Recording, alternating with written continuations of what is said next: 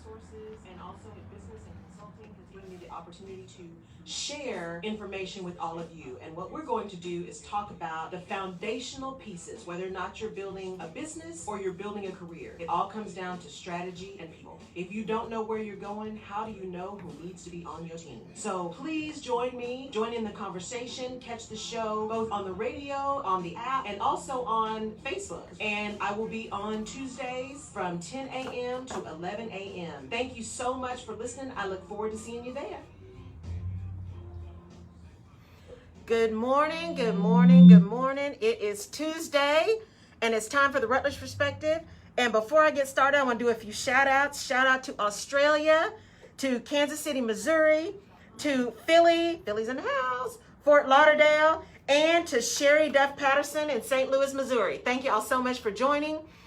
We are live, and I'm telling y'all now, we're having a little bit on my side, some technical difficulties this morning. So if something looks funny on my, I just got a text message. If something looks funny on my Facebook, just overlook it, just, chalk it up to it's a Monday all over again. And I did post live. I was telling Jerry, I posted live before I came here. You wake up some of those days and it's just like, really, Lord? I'm so glad to be here, but I'm just feeling some type of way. I don't know what it was. I missed a call last night from a really dear friend, and we played tag this morning. And I think it just set my attitude kind of funny. And then I was trying to get some stuff ready. I want to make sure I love the show. And I love Tuesdays because I love this show. I love being here with y'all and sharing information and getting your feedback. And I just love it. And so I got in my car and got ready to drive here. And y'all know, if you've been following me, how much I love music. And so the song that came on today was one of my salsa songs. Is Un Buen Dia, which was awesome. So it's a great day to celebrate. And I thought, you know what? I need to just get over myself, get my attitude in check, put my game face on, and let's do this. That's so right. Here we are, masked up and ready to go. So let's hit it. So PSAs first.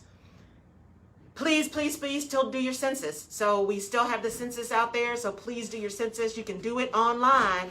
So please make sure you are doing your census because it's really important to be counted. Now, some other PSAs that are really important with all this stuff going on. And we're going to talk today about resilience and flexibility and change. But I had a webinar last week, and I'll tell y'all a little bit more about it today because there's another one happening on Thursday. But Adrian, our attorney who was here before with me, as well as William Dale, they were the panelists. And one of the things that Adrian talked about was, as we're trying to figure out how to go back and open our businesses back up, and people are trying to decide to go back to work and how we do that, there are some things that you should be following as business owners and as individuals. Now, these are not the easiest places to follow, but you can sign up for newsletters and for announcements. And that is the CDC, so cdc.gov. You should be following them and set up some alerts. OSHA, so that's the Occupational Safety and Health Administration. You need to be following them, especially if your business makes something where you have to wear PPE, or people are using equipment, or you have to record incidents if somebody's injured at work. Make sure you're following OSHA because some things are changing around whether or not somebody reporting that they got COVID at your business is now a recordable incident. So follow OSHA. OSHA.gov. You want to follow the EEOC because, again, that's all of the things about if you're filing a claim, if someone is discriminated against you or it's harassment, etc., for a protected class. Some of those things are changing in terms of what the EEOC says is allowable in this time of COVID with respect to requiring tests or requiring certifications before people come back to work. So follow the EEOC, EEOC.gov. You also want to follow the Department of Labor, DOL.gov. And what I'm going to do is I'm going to send all these to Jerry too so we can post it on the KCOH site, and I'll post it on my Facebook pages as well. So you want to follow the Department of Labor, DOL.gov. And then for us Texans, you want to follow the Texas Workforce Commission, and that is twc.texas.gov. And they have a newsletter you can sign up for. Now, here's why it's important to follow those things. And here's why I wanted to talk today about change and resilience and flexibility and adaptability and all that stuff. Things are changing so fast, y'all. So on the one hand, we're hearing the numbers of people that are infected, and then we're hearing the number of people that recovered, thank you, Lord. And we're hearing the number of new cases and the number of people who are dying. And I think I heard this morning there's some new virus that's impacting children that they think is COVID related, but it's not COVID. And they're starting to do some testing on that. I think 2,000 families across the nation, they're going to be doing some research on that. So, you know, it's every day you wake up, there is something else that's new. A new program. There is a new requirement for employers if you're bringing people back to work. There's new requirements around employee benefits and unemployment benefits. You want to make sure that you are doing everything you can to follow the authorities. Don't just look on Facebook or Instagram or see what somebody posted, even me. And I'm following stuff, but you know, we all make mistakes. Go to the authorities and get your information, because it is changing so fast. You want to make sure you're prepared, and you want to make sure, as you've done, because if you've been listening to me, I am assuming you have done your stop, start, continue list, and you know what you're going to keep doing in your business. You have done your strategy, and you put together a strategy for return to work. So I'm just assuming y'all did that, because we talked about that last week. So I'm going to assume y'all are doing your homework. So just make sure that you are talking to authorities and getting information from authorities around unemployment benefits, around whether or not you can require somebody to come back to work, all of that kind of stuff. It is really, really important. So here's one of the things that has happened, and it just happened, I want to say over the weekend or yesterday. I mean, it's been really recent. So there was all of this conversation around unemployment benefits and the concern that if they expanded unemployment benefits to people, that people wouldn't want to go back to work because they'd make more money getting unemployment benefits than they did in their salary. But the way unemployment benefits work is if you are fired from your job and you apply for unemployment benefits, one, you have to demonstrate that you were fired, that there was no other, sustainable work for you to do, and you have to demonstrate that you are continually looking for a job, right? So that's the normal unemployment benefit requirements. What has just happened, it came out from the Texas Workforce Commission, and I printed it out just so I can make sure that I got it right, is because there was concern as we start opening up the state and opening up businesses again, that there are people who are worried about going back to work, and whether or not you can force them to go back to work. Because again, under the regular unemployment benefit rules, if your job opens back up and your employer says come back to work and you refuse, you have essentially quit. So you are no longer eligible for unemployment benefits. So what has happened is the following.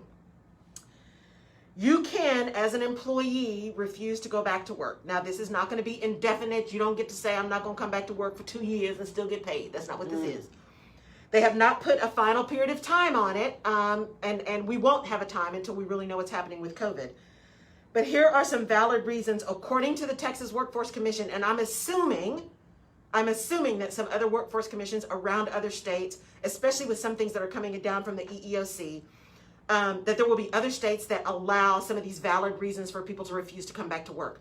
So whatever your state is, make sure you are checking with your unemployment office. Make sure you are getting with an employment attorney to see if these things are changing, and get on those newsletter lists so you get the mailing. So here in Texas, valid reasons for refusal to go back to work. If your employer says, we are now back open, come back to work.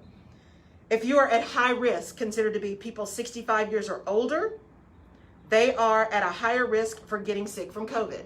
That's a valid reason. Valid reason number 2, there's a household member at high risk. So you got someone in your household who's 65 or older. Number 3, you've actually been diagnosed with COVID-19. That means you have tested positive by an authorized source in the state of Texas, and you are not yet recovered. Okay, so you have been diagnosed. The diagnosis is from an authorized place, and you have not yet recovered. Number 4, a family member with COVID is a valid reason. So anybody in your household who's tested positive for COVID-19, again, by an authorized source, and is not recovered, and 14 days have not yet passed. So you haven't quarantined for 14 days. Number 5, if you are quarantined, so if you're an individual that is currently in a 14-day quarantine due to close contact or exposure, then you can validly say, I refuse to come back to work. Now here's the other one, and this is going to be interesting, childcare. if your child's school or daycare is closed and there are no alternatives available. Now, I think that last one is going to be the hardest one. That's going to be the hardest one because I don't know of any schools or daycares that are open right now. And so it says if there are no alternatives available. So if you are an individual who has been furloughed and is then coming back to work, or your place has been shut down, or you've been telecommuting or whatever, and your organization is now saying, okay, we're back open, everybody come back to work, or even a phased approach to work. If you fit one of those reasons, you could refuse, probably for a period of time, to come back to work and not lose unemployment benefits. Now, again, remember, if you're not coming back to work, that means you are not working. You don't have a home computer, you're not doing email from work, you are not working. Employers, here's the challenge. Under the new rules of the EEOC, you can, when somebody is about to come back to work, you can request that people certify that they have not been exposed and they are not currently symptomatic. Get with an attorney to write that checklist because you can't ask things specific like, do you have a person in your family 65 years or older who is at high risk, or is at high risk because of their age, or has been diagnosed? You can't be that specific. You can ask things like, have you been exposed? Are you in quarantine? Very high level questions that give you a sense of whether or not that person would be risky for them to come back to your place of business.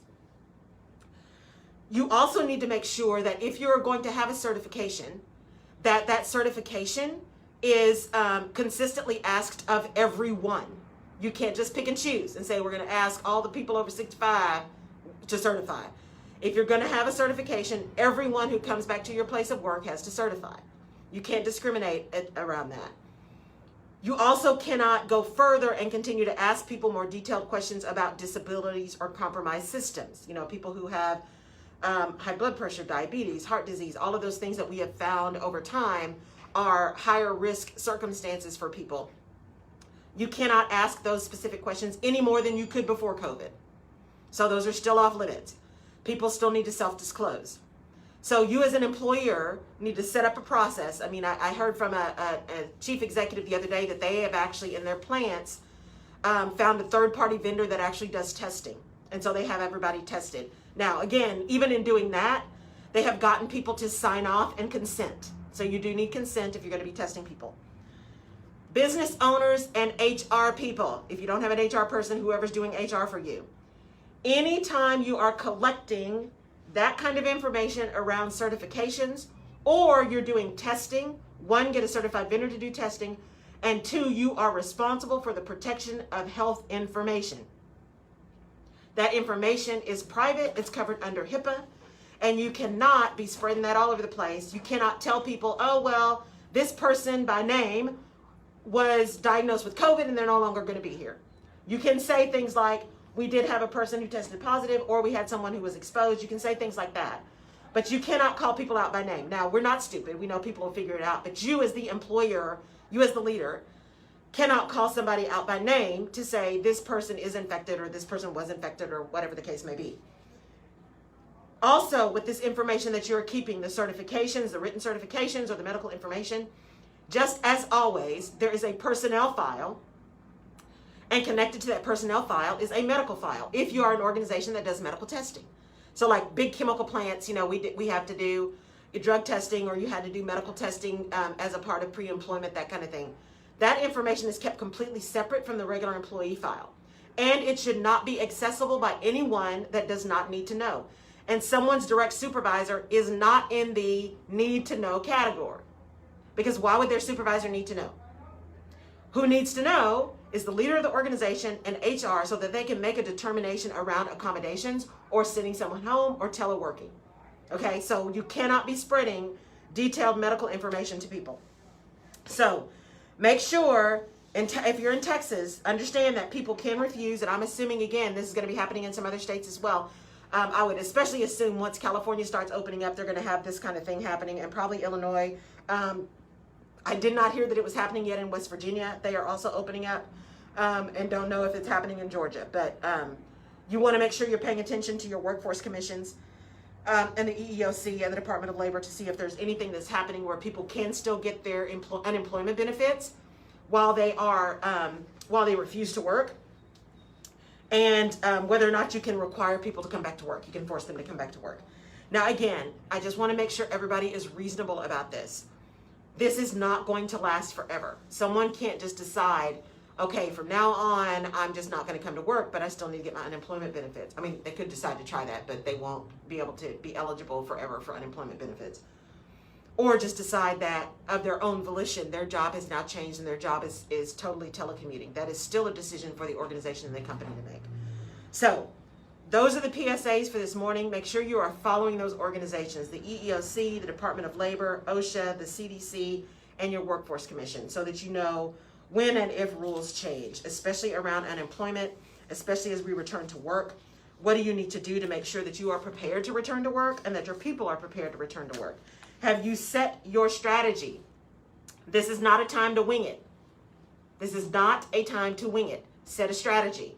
Who are you bringing back first? What work needs to be done first? How, do you need to reset your entire workspace so that people can sit, 6 feet apart? Are you going to shut down your kitchens? We heard a lot of people on this call I was on last week. Many people are if they have a kitchen at work, they're shutting down the kitchen. They don't let there be kitchens anymore. Some people are saying no longer are we providing cups and glasses and all that kind of stuff. You need to bring your own cups, for water or coffee or whatever.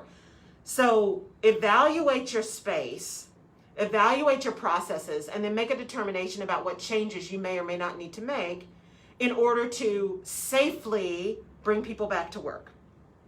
Now, let's dive into this whole idea of flexibility, resilience, understanding how you can be a little bit more flexible around your workplace. So not just businesses, but you as employees as well.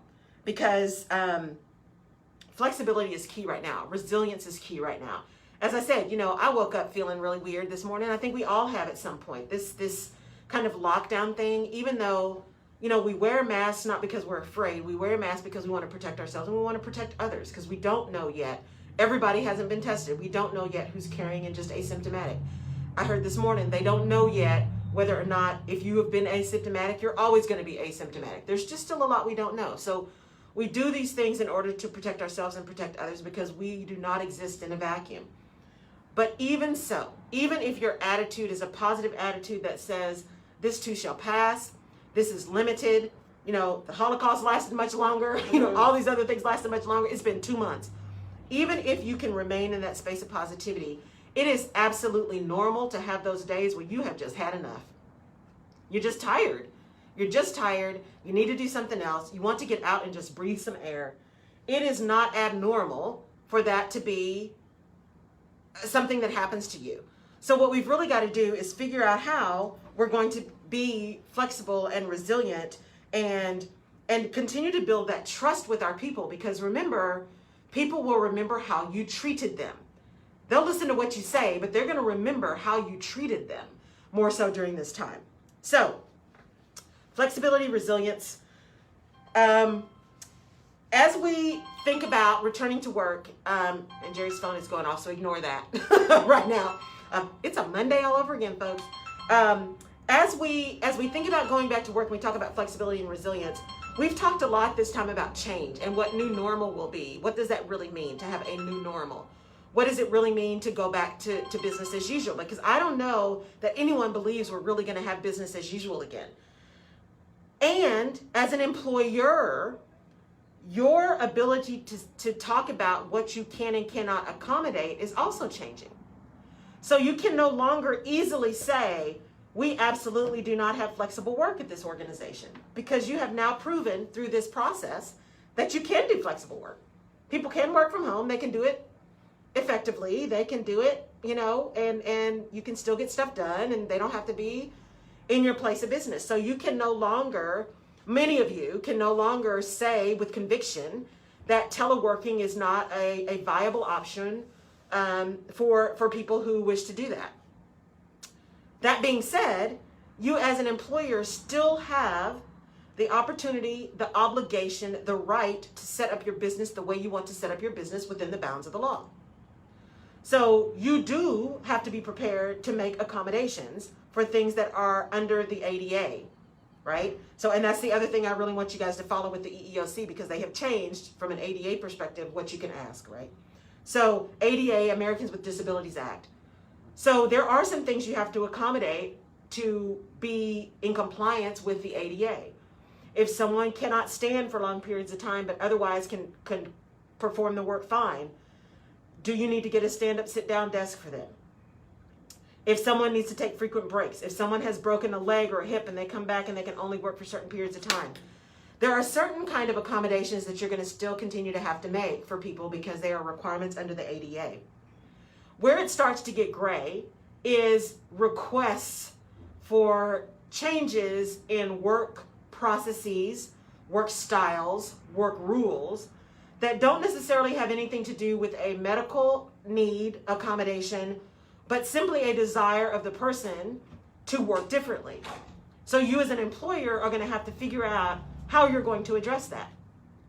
Do you now, as you come back to work and as you open your business back up, do you start to evaluate whether or not there really is an option for you to say, you know, we are going to go to a 4-day work week, or we are going to go to rotating schedules, even for those that are not hourly. For those people that are working in the office, we're going to have some people work Monday, Tuesday, Wednesday. We're going to have some Monday, Tuesday, Wednesday, half a day. We're going to have some people come in the last half of the day and work half a day Wednesday, Thursday, and Friday.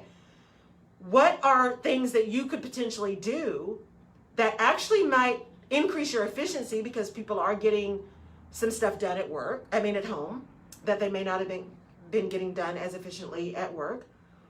And how can you make it such that it is reasonable, it is an option, but that you are managing how you're going to do that?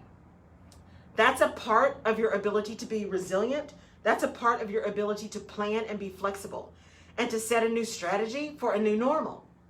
Because if people, especially, we don't know what's going to happen with schools. I just saw this morning some announcement from a local university that said even in the fall, they're looking at doing a combination of in-person and online classes and a shortened fall semester.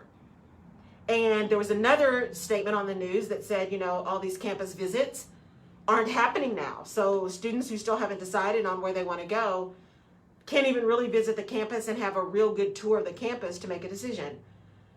And even more so, and this is a good thing from a business perspective, there's the question now that says, why am I going to pay $40,000 in tuition when I'm taking all my classes online?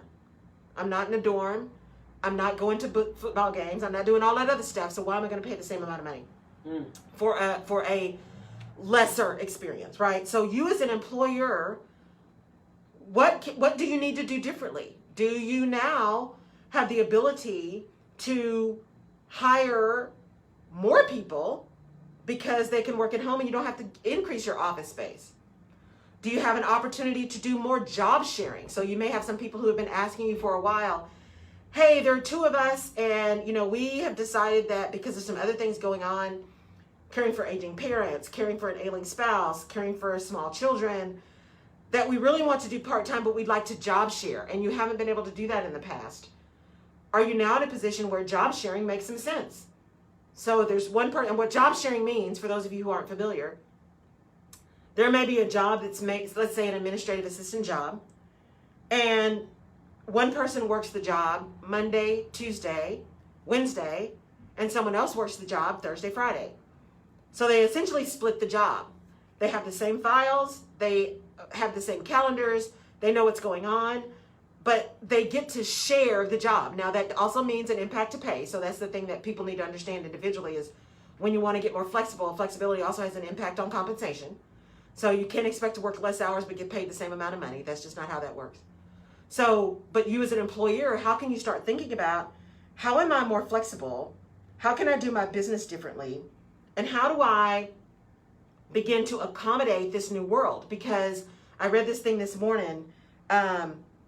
Trust takes years to build. It takes seconds to lose. And it takes forever to repair. So if you're coming off of COVID, where people have worked at home, you've had Zoom meetings, Things have gotten done. They've gotten done on time. And now business opens back up and your first statement is, nope, nobody can work at home. That's just not possible. It's not as efficient. It's not as effective. Our customers hate it, blah, blah, blah, blah, blah, blah, blah. Well, that's just not true. It's just not true because you have proven that it does work. What might be a true statement, it might be what you really want to say is, the way we like to operate our business is we like to have people here because we believe there is additional collaboration and strength and innovation and creativity that happens when people are sharing the same space. And because of that, we are going back to our process of the jobs are here in the office. That is a true statement. That is transparent. That is honest. And then your people have an opportunity to say, okay, you know what? I get it. I understand what they want, but that does or does not work for me going forward. So now I have a choice as an individual about whether or not I'm going to go look for other employment somewhere else when this opens back up. But you as an employer have treated your people with honesty and integrity. And you've been transparent about what's important to you and what's important to your business. Now, resilience and flexibility on the side of the employee or individual who's trying to decide what they're going to do in these crazy times. Just as your employer, in their best interest, has found a way to accommodate over time, because we've had to, right? We've had to figure out a way to have people work at home.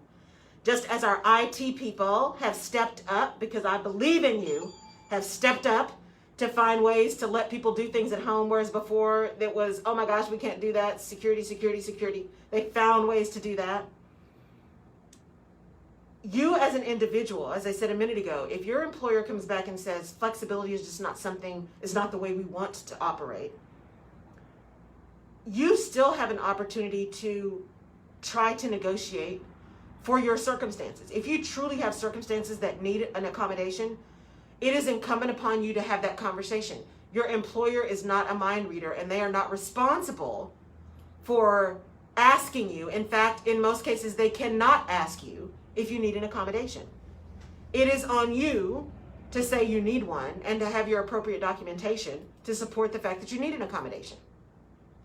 Additionally, if you're going in and you're saying, you know, this just doesn't work for me, you have got to own that. You've got to know enough about yourself, enough about your circumstances, enough about what you need for yourself and for your family to determine, you know, I really like this job, but the reality is, for what I need now that I have seen this level of flexibility and what that means for my life and what that means for my family and what that means for my well-being, I really need to be in a place that enables me to do that on an ongoing basis.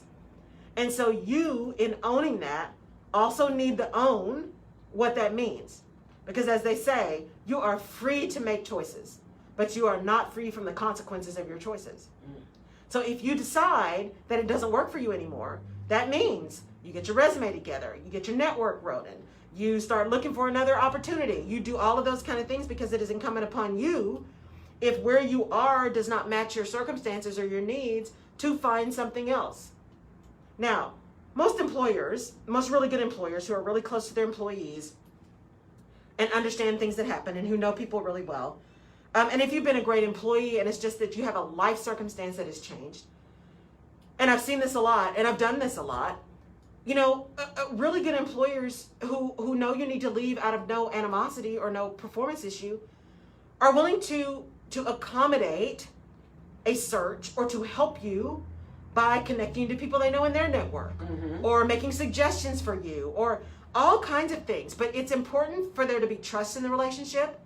And it's important for you to be honest about what you need and what you want. So that stop, start, continue list works for you as an individual as well. It is not just a strategy for businesses. We talked about that several weeks ago. Stop, start, continue is a way for you as an individual to say, what are those things that I'm going to stop doing because they either don't make me happy, they make me unhealthy, they're not good for my mental well-being. What are those things I'm going to start doing because they do the opposite of all that, right? Like me, I'm going to start getting all my water in, right? I'm making sure that I'm going to continue to do my exercise with my trainer, even though we're having to do it on FaceTime. But I wasn't going to miss it. That's good. Because I know the circumstances, right? I have a choice. I could have chosen to stop, but the consequence of that choice is 500 pounds. I'm not doing that. And I'm not doing that, and I'm not going out like that. So I had a choice to make. So doing that stop, start, continue list for you as an individual also sets you up to decide when things open back up, what does that mean for you? And yes, most of us need to work. Most of us need some kind of salary to be able to support ourselves and our families. Those who don't need that, you know, bless your heart. I'm so happy for you. But most of us need something to support us. So try to be very clear about what your needs are and why you need them. Because that's another part of being resilient and flexible. If there's something that you say you need, and it's not that you really need it, it's that you want it. You know, like when we were little, we'd go to the store, our parents would take us to the store, we're like, oh, I need that. Right. I need that. That's not what we meant. What we meant is we wanted it because we didn't need another toy. Right. Right? We didn't need that candy bar.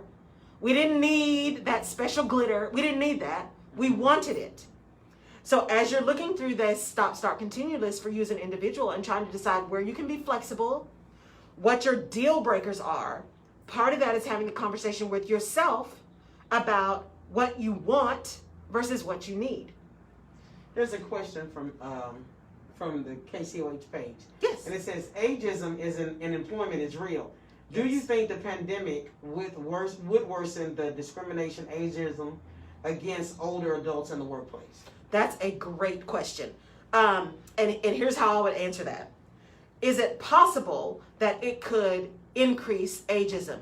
It is. However, the other side of that coin that actually makes it better, I think, is that because we are in COVID, because it has been so widely broadcast that people that are older are more susceptible, it is much more likely that your advisor, your attorney, your HR person, or even that employer is going to be much less likely to make an adverse decision for someone who is older because the immediate assumption is going to be you did it because they were older, not because there was another issue. Mm-hmm. So I actually think that the fact that COVID is even more dangerous for those folks in the higher age brackets and with compromised systems is actually going to put more pressure on people to be very clear about why they're making employment decisions. That's a great question. Because there's going to be so much more scrutiny on that now that you are not making adverse decisions just because someone's older. It's also, we talked about last week on the show, and even Adrian mentioned it on the webcast last week, this is also not a time where you finally decide to get rid of that person that's been a performance issue. You decide just not to bring them back. Now, don't get me wrong, the circumstances are such that if you could only bring certain people back and if you have appropriate documentation, then yes, you can address those things. But this isn't the time where you've been putting up with bad behavior for 20 years and now all of a sudden you want to address it and just not bring somebody back. That's setting yourself up for a problem. Okay, we say ageism. What about youth-ism? Right. If you see, because of this pandemic, that it's not financially useful to have a certain part of the staff, how can you maneuver with that? Right. So again, this gets back to having a strategy. When you bring your business back, what are the pieces of your business that are critical for you to get your business going? And remember, I gave you guys steps. The first thing is, what are the things that I have to get done? That's first. You don't think about people first. You think about what do I have to get done first. Then you think about what are the skills that are needed to do that work. That's number 2. Number 3 is, where do those skills sit in my organization? What department, not what people. What department, what area, what location, whatever. Where does that sit? Then number 5 is, who are the people with the skills? Then number 6 is, okay, now who can I actually bring back? You think about the names at the very end. Because if you start with names, that's when you get into that process of, well, they haven't really been performing, so I'm just not going to bring them back. Or, oh my gosh, you know what? They got folks at home. They got kids at home. And you're making decisions for people based on your perspective, not on their real circumstances. So do not start with people. Start with what you need and must do first, and then work your way backwards. That's why you have a strategy and a plan, folks. I cannot stress it enough. Proper prior planning prevents poor performance. Have a plan. Just because they said open tomorrow, if you are not ready, don't open tomorrow. Make a plan. Make a plan, because there's not going to be a lot of grace when you screw it up. Mm-hmm. So it's skillism, because at the end of the day, because most people would look at it, well, that's favoritism. If you led by choosing by names first. Yes. They're a good guy, they've been Yep. with me for years, Right. whatever. Right.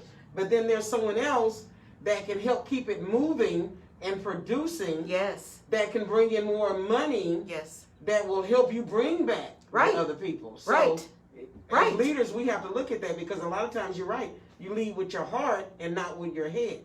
Exactly. That's what I tell people. Lead with your heart, but act with your head. Mm. It is not personal. It can have a personal impact, but this is about business. And if you want your business to continue so that you can grow and employ people, bring people back, keep people employed, you got to make good business decisions. Mm. And good business decisions sometimes have painful people decisions. But if you are being transparent, if you are talking to your folks about how and why you're making decisions, if you are being non-discriminatory, if you're being consistent in how you are making those, people are still going to be upset. They may not like it. They're going to be impacted. But they can't say you lied to them, and they can't say you weren't consistent, and they can't say you discriminated. Because there's the reality. If you're in business and you haven't been sued, you're not in business yet. That's just the way it works. Really? Because people are litigious. I'm upset. I don't like to come to work. I can't tell you how many. I could write a book. How many times people just don't want to show up at work and then they want to make a claim. But you haven't been at work for 2 weeks and didn't call. But they will make a claim because it's easy to make a claim. And the hope is, even if they don't win, even if it never goes to court, that the company will be so tied up in other stuff that they'll just settle and they'll just write a check to make it go away. And some companies do that. Some companies do that because it's like nuisance suits. They just want it to go away. So let's write a check. Employers, though, let me give you a caution. There's always an option to settle. Now, I'm not a lawyer. I'm not a financial advisor. I'm just telling you from my experience. There's always an option to settle. And you can make decisions as a leader to just, you know what, I don't want to go through this. I'm just going to settle it. What you need to be prepared to do is, if your normal response every time you have an issue is to settle, your reputation becomes one that says, if I'm not happy, I'm going to sue because they'll write me a check. So even people who don't necessarily have the big claim aren't worried about it because your history is that you'll write a check. So even if you have non-disclosure in a settlement, because most settlements have confidentiality agreements around them, right? You can't tell people that you settled. You can't tell people what the settlement was. You can't do any of that stuff. But even if you have that, it is possible that people talk. And so if you begin to build a reputation that says, oh, just sue them, just make a claim. Don't even have to sue, just make a claim. They don't want that out in the public, so they'll just write you a check to get you to go away. So just employers, just be cognizant of that. I'm not saying don't settle. There are times when you need to settle. That's why you need to have an attorney, a really good attorney who knows your business. There may be times to settle, but be careful that you don't become that organization that just settles just to make stuff go away, because that will come up and bite you. I like what you said earlier about when you start phasing people back in, as in an order, because I was watching Governor Cuomo the other day, and he was talking about the work that has to go into even reopening New York. Absolutely. And he talked about the subway system, which is the largest in America, and how it has to be sanitized. Yes. And how many people have gotten sick working in the subway area, because there's a lot of homelessness, there's a lot of things and a lot of germs. Right. And so now you got to staff this, and then you got to find a time when you're going to shut the subway down in order to clean the subway. Then you got to think about who touches what and touch that needs sanitation. And most people are just ready to go back to work, and not knowing that the leader, as you just said, has to know how to phase everything back in. Because I had that situation, somebody said, so when are you going to open it back up for us to come in? And I'm like, there's some processes that have to go. Because even as we're on the air now, I'm hearing the cleaning lady in there, and it scared me because I know she's coming in, and I'm like, hey lady, you want to start calling me before you come in there, because I've had it locked down. Yes. So there has to be some processes that we follow in order to keep this thing going, because if you move too quick, you can endanger other people. Yes. So that you absolutely can. What you said about that. Proper prior planning. And I tell you, Cuomo and the way he's trying to plan, I cannot even imagine trying to figure out how to open up New York subway system. Oh my God. I cannot even imagine as many miles of rail, as many trains as there are. I just can't even imagine. And as you said, it's not just about cleaning it for the people who are going to ride it and who need it every day. Because people in New York don't have cars, right? Very few people have cars. That's the mode of transportation. It's not only the cleaning process, but as you said, on the positive side, hey, if you're looking for work and you're willing to do work, you could probably get on a crew to clean the subway. If you are unemployed, go put your name on the list. That's a positive side of that. That is work that is there to be had. But the other side of that is if you are on that crew, you probably have an increased risk based on what we know. Right? Because subways, yes, they're open at the ends, right? Because trains are going and you have places that are outside. Or like the L in Chicago, right? They're elevated tracks that are outside. But a lot of the subway is just enclosed. And as you said, there are homeless people there. It's just hard to get really good ventilation and circulation there. So you got to have a plan, folks. You got to have a plan. This is not a time to wing it. It's not a time to wing it. Just as I said before, when the PPP came out and people are so upset because all of these big businesses got this money, which morally I believe is incorrect. That's just my opinion. But legally, based on the way it was written, they had every right to apply for that PPP, right? Because of the way it was written. And that is a function of, because I'm going glass half full and not assuming it was done intentionally to hurt people, hurt small businesses. But that is because something had to be put in place so quickly that no one had time to really close all the loopholes. So the same thing for you as you're opening up your business. Take the time to plan. You have to go slow to go fast. That doesn't mean you wait for 6 more months to open up, but you got to go slow to go fast. Put a plan in place, because even if you don't have everything in your plan and something gets messed up, if you had a plan, you know what to fix. If you didn't have a plan, you don't even know how to identify what's going wrong. Right? You don't even have a plan. So it's kind of like, there's this book. It's a really, really old book, because I read it in grad school. So that was in the 90s, late 90s, called The Goal. And it's about manufacturing, but it talks about bottlenecks. Right? And when something's going wrong in manufacturing, you find the bottleneck, you fix the bottleneck. But when you fix that bottleneck, it just moves, right? So it's constant, there's constant lockup along the line. But if you know your process and you've got a plan in place to pay attention to your process, you can fix that bottleneck and understand what your fixes, how those fixes impact things down the line or back up the line. But if you haven't had a plan, and something goes wrong, you don't know what the circumstances were or what the implications are. Yeah. So really, really, really, I cannot encourage you enough to make a plan. Take the time to make a plan. You know, we have Annette Phillips from out of Brooklyn, New York. Hi, Annette. The Bronx, out of the Bronx. And she's been following me for years, but she's been saying for years how filthy New York has become and how it's going to be a problem if they don't sanitize and clean. So you can look at the silver lining in every cloud, because now it's going to get the much it's going to get clean, right? Because the way he said it needed to be clean, it's like, man, that's some years of junk. Yes. That's a lot of work. So. I mean, the plus is, well, I guess if there is a plus, at least this subway, at least the cars that I rode when I was there, I didn't ride a lot, just because I didn't close space, makes me kind of crazy. But at least it's hard surfaces for the most part, right? So it's metal. Right? There is some plastic, and some plastic is porous, but it's not like cloth. If it was cloth, woo. At least the cars I was in were not cloth. The cars I was in was like that hard plastic kind of seats, right? And metal bars, metal poles. Now they do have the straps. And when I was there, when I rode it, and even the one in Boston, the straps were not hard plastic or metal. They were like the leather kind of straps. That might be a problem. Right, because stuff stays on surfaces, right? But it's, it is. There's always a plus and a minus to everything. It is an opportunity for New York to get clean, right? It's an opportunity for the subway to get clean, and because when have they had time or felt like they had time to really shut it down, to clean it? And I think that's the other thing that has come out of this is, we always think we don't have time. Yeah. We always think we don't have time. Well, now we got time, and as I said the last show, if you don't think you have time to do it right the first time, what makes you think you're going to have time to do it over? So we may as well get it clean now. We may as well get it clean now, because it's not like it's going to be really freed up and clean and clear like tomorrow. This is going to take just like we've been shut down for 2 months, going into month number 3 or whatever, depending on where you are. Even this opening up is not going to be overnight. It's just not. Things aren't going to get back to normal overnight.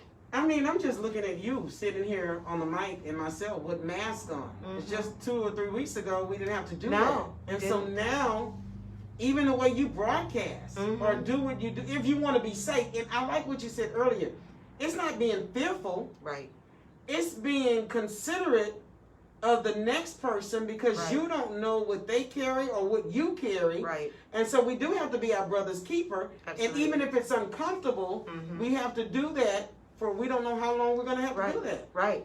I mean, I have not seen my mother since December. Oh, God. And that does not make me happy.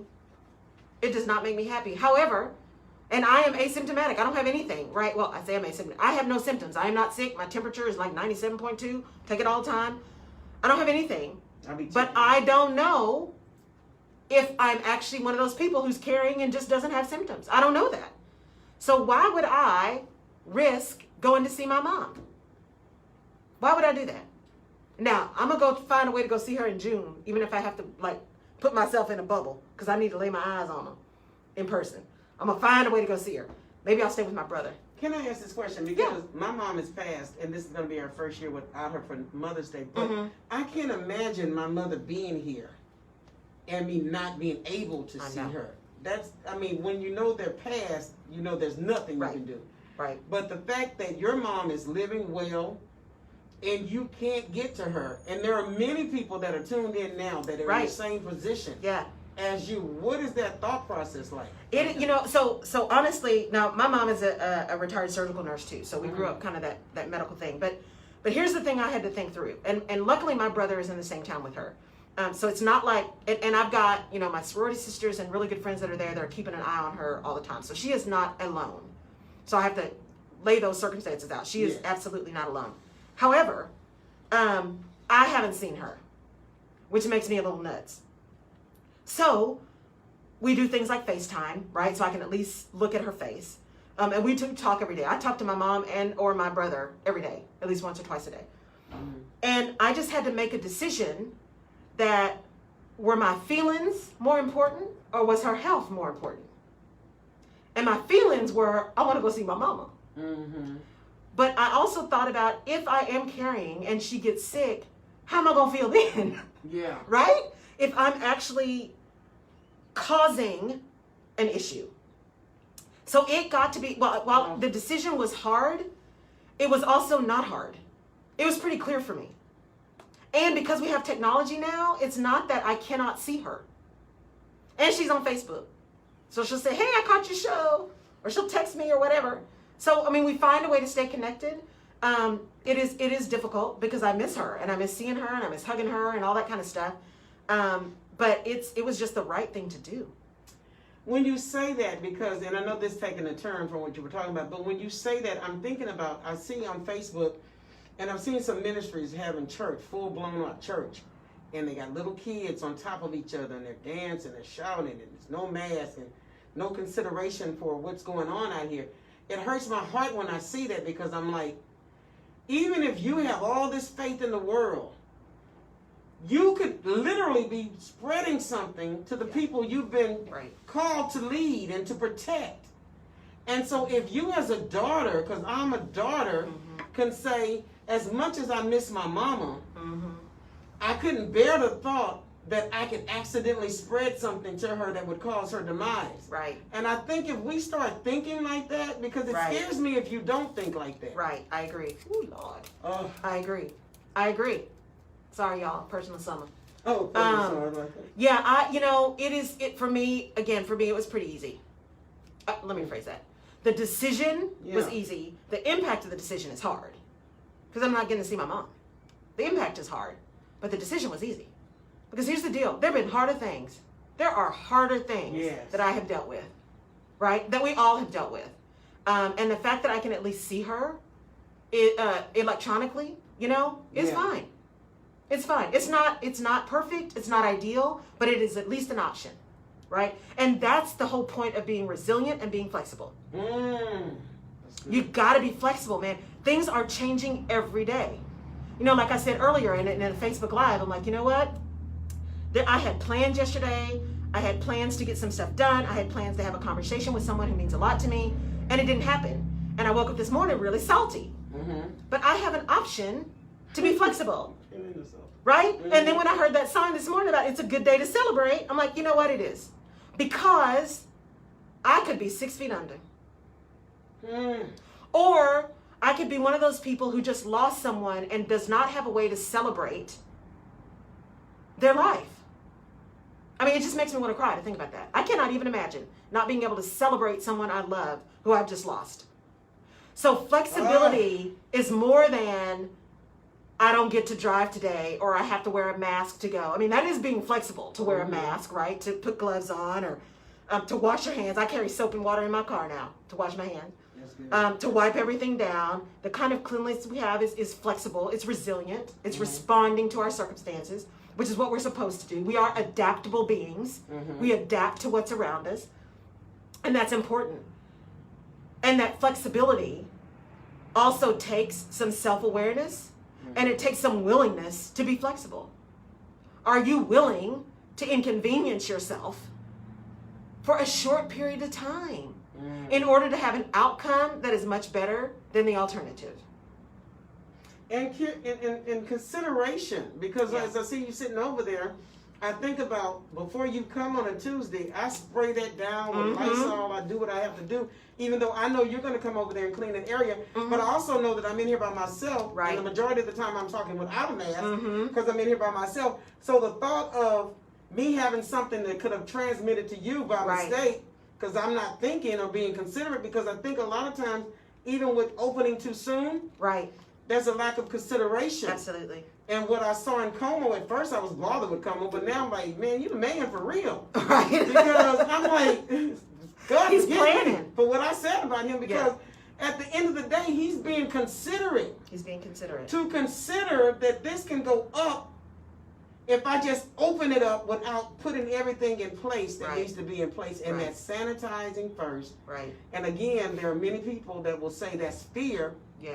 But there's a healthy thing called a healthy dose of fear that you need to be concerned about it. Right. Fear is a good protector. There's a reason we have fight or flight responses.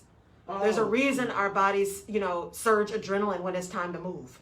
Right? There's a reason. There's a protection in that. And that's why I say always, please go to the authorities. There's so much out there now.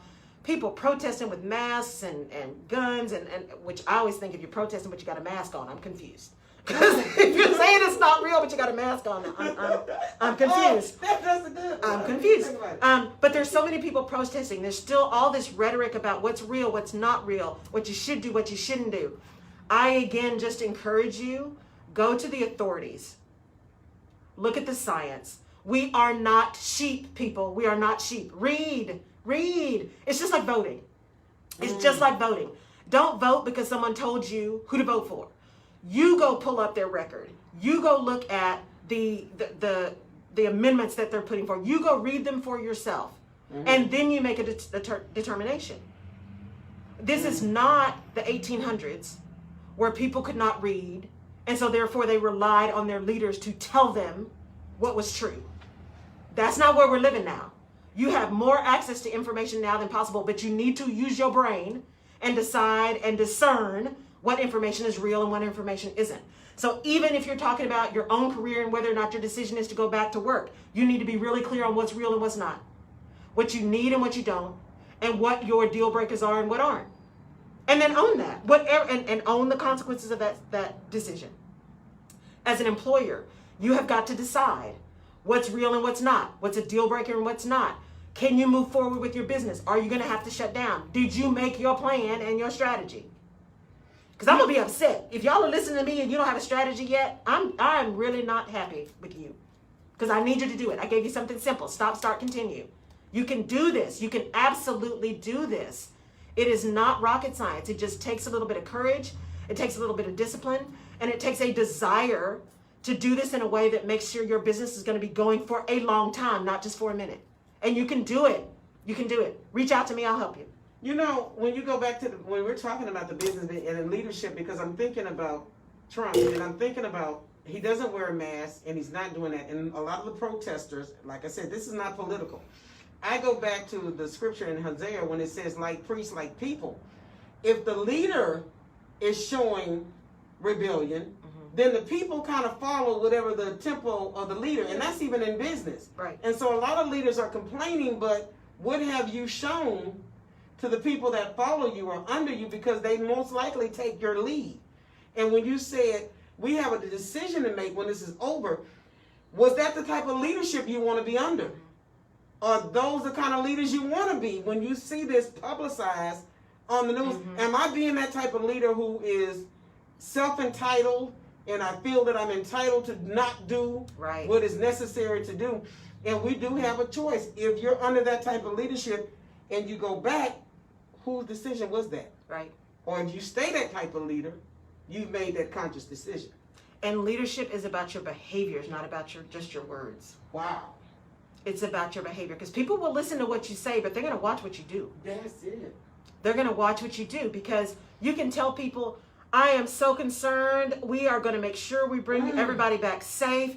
We are going to take a phased approach. And then the next thing you do is say, okay, everybody back to work, 8 o'clock on Monday. If you don't show up and you start firing people, your behavior said, your behavior. I don't care. That's what your behavior said. Your word says, I love you. You're important. You're more important than the business. That's what your word said. But your behavior said, no. If you don't come to work, I can find somebody else who can, because there are enough people that need a job. And I've not only heard people say that, I've heard leaders say that, I have seen them act that way. People will remember how you treat them. People will remember how you treat them. So during these circumstances, it is really important to be flexible. Now, you need to know your baseline to be flexible from, but it is really important to be flexible, because things happen. Things happen. These rules and this information is changing daily. Make sure you're going to reliable sources. Make sure you're paying attention to the science. Make sure you're reading for yourself. Don't just rely on what other people tell you is real. Go look at it for yourself, and then talk to people who you trust, and not just people who are going to tell you what you want to hear, because that's the other thing about having a real village and real mentors. A real village pumps you up when you need it, but also tells you when your baby's ugly. That's a real village. I'm just saying. That's a real village. So make sure you're going to people that you can trust to give you the truth and to give you guidance where you need it. Because that's what's going to get us through this. That's what's going to get us through this. And a lot of people are isolated. You and I talked about that. But thank God that you had a village before you go into this, because you're absolutely right. A real village will tell you the truth, even if you don't want to hear it, even if it doesn't make you feel good, but it's good for you. Right. And that's what we're learning in the midst of all of this chaos and this pandemic. Go back to what you said about sharing information, because I see so much on social media and so many people sharing information from news sources of people you've never heard of. Right. IBC News or TTT News. Yeah. And we take that for face value, and is that being a contributor to the confusion? It is. I mean, there were a few people that posted that the Workforce Commission had changed the rules. So I went to the Workforce Commission. I'm like, Now, I'm not surprised. Now, I've been doing this long enough to say that makes sense. Given everything that's going on, I'm not surprised they would do that. But let me go see what the Workforce Commission says, right? So just, it doesn't hurt you to double check. Yeah. It's like getting a second opinion. Before you have merger surgery, you're likely going to go get a second opinion. Or you should, depending on what it is, right? Go get a second opinion on your news too. Just go check a few places, a few reliable places, to see if they're all saying the same thing or what kind of take they have on it. But your overnight, instant YouTube sensation is not necessarily your best source of reliable information. I'm just saying. They're probably really good people with really great, skills and creativity, but they may not be, scientists. So, I'm just saying. They're no Fauci. I'm just saying, they're no Fauci. So make sure you're getting stuff from reliable sources. So a few things for you, because we've got like 3 minutes, a few things for you. So this week, I'm going to have another webinar. So we had a webinar last week for small businesses. It was a lot of fun. And I'm calling the webinar series, Taking the Panic Out of Pandemic. Good. And so last week we talked a little bit about some of the stuff today, about bringing people back, what that looks like, return to work. This week on Thursday at 10 a.m. Central, It's going to be really around change management, right? As a leader, as a business, how we're managing through that in your career. So I've got 2 panelists who are amazing, who are going to be on that. It's generally a couple of hours. So we talk for about an hour and then we open it up for questions. So, and it's free, but I need you to register so I know who's coming. And you can go to don'tpanic.laurelrutledge.com. So no apostrophe, just don'tpanic.laurelrutledge.com. And you can register and you'll get the Zoom information and all that kind of stuff. So please feel free to join that. It should be a lot of fun. Also, you can get in touch with me. Again, I set this up specifically for the show. You can text LEAD 2020, that's LEAD 2020, to the number 474747, and that'll get you directly to my calendar and you can set up some time for me. The first call with me is always free. And if I can't help you, I probably know enough people who can. So do not sit in overwhelm. And if you have not made your strategy, I am not happy with you. I need you to get on that, especially as things start opening up. It is time. Don't be afraid. Don't let yourself sit in paralysis. They call it analysis paralysis, right? You don't know where to start, so you do nothing. No.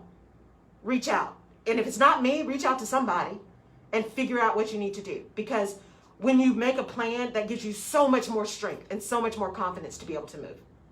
I like what you just said about reaching out, because maybe the fear is they don't know who to reach out to. Mm-hmm. And maybe what you need is not in your particular circle. Exactly. And I thank God now for the internet and Zoom, because I have met people who have things that I couldn't get in my local circle, that I'm able to receive now from people I never would have met if we were not pushed in this pandemic to expand the territory. So could that be possible, that maybe it's just what you need is not in your circle and you have to go outside of that? Absolutely. Google is a beautiful thing. That's good. Google it. My mom will ask me something, I'm like, I don't know, let's Google it. Google it. Google it. I don't know. Google it. So just like everything's a Kleenex, right? So Google has become a catchphrase. So just don't, the only thing I'm telling you is, it doesn't have to be me. But call somebody, reach out to somebody. Do not sit in panic and overwhelm. You may not be able to fix it all, but maybe you can fix something, right? But doing nothing gets you nothing. Or doing nothing gets you the same thing you got right now. Nothing. So if you want something different, you got to do something different. So don't sit in overwhelm. Don't sit in overwhelm. All right, everybody.